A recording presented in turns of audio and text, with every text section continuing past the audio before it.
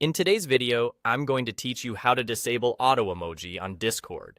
If you've ever typed a simple smile like colon and parenthesis and watched it instantly turn into a big yellow emoji, this is the setting you're looking for.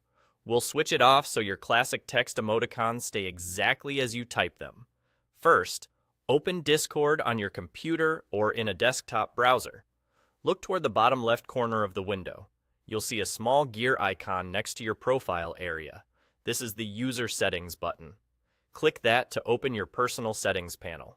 Don't worry, you're not changing anything server-wide. This only affects how your own messages behave. Inside User Settings, find the section labeled Appearance.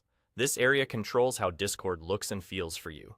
Once you're in Appearance, locate the chat box section.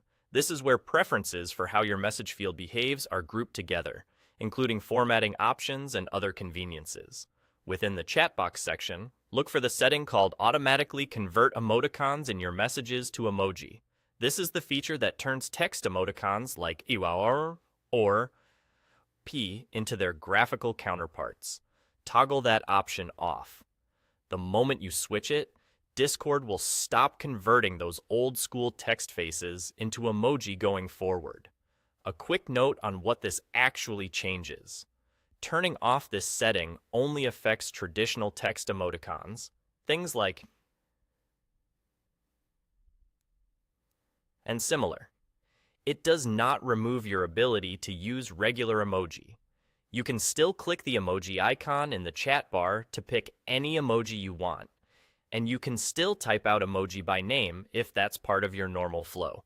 The change simply means Discord will leave your typed emoticons as plain text instead of replacing them automatically.